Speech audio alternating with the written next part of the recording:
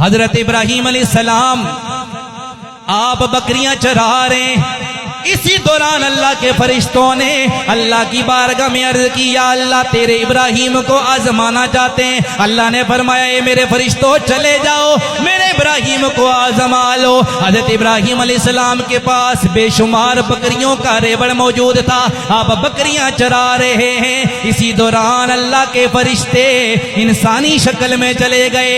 ابراہیم علیہ السلام کو جب بکریاں چراتے ہوئے دیکھا، انہوں نے قریب آ کر اللہ کا ذکر کرنا شروع کر دیا، اللہ اللہ کرنے لگ گئے۔ جب اللہ کا ذکر شروع کیا، حضرت ابراہیم علیہ السلام وجد میں آ گئے، آپ پر وجدانی کیفیت طاری ہو گئی۔ تھوڑی دیر کے بعد فرشتوں نے ذکر روک لیا۔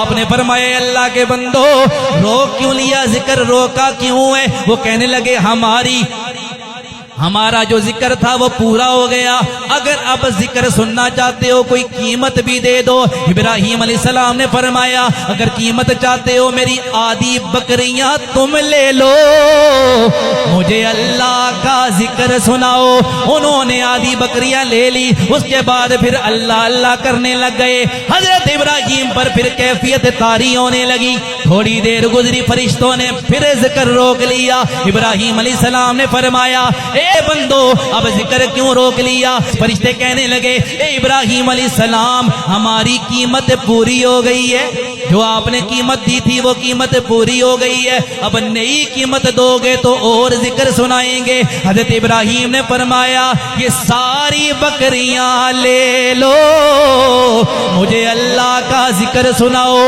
انہوں نے ساری بکریاں لے لی، پھر اللہ کا ذکر کرنے لگ گئے۔ تھوڑی دیر کے بعد پھر ذکر روک لیا۔ حضرت ابراہیم نے فرمایا اب کیا ہوا ہے؟ وہ کہنے لگے قیمت پوری ہو گئی، اور قیمت ادا کرو۔ حضرت ابراہیم نے فرمایا اب تو مجھے دینے کے لیے میرے پاس کچھ بھی نہیں ہے، لیکن میں چاہتا یہ ہوں مجھے اللہ کا ذکر سناؤ، اس کے بدلے میں یہ ہوگا جو بکریاں میں نے تمہیں دے دی ہیں، مجھے اللہ کا ذکر سناؤ، اس کے بدلے میں ساری زندگی تمہاری بکریاں چرایا کروں گا۔ کہا مجھے اللہ کا ذکر سناؤ، اس کے بدلے بکریاں دے دیا، بکریاں چراؤں گا لیکن مجھے اللہ کا ذکر۔ فرشتے کہنے لگے ابراہیم ہم اللہ کے فرشتے تھے، آزمائش کے لیے آئے تھے، اللہ نے فرمایا ہے کہ میرا ابراہیم آزمائش میں کامیاب ہو گیا ہے۔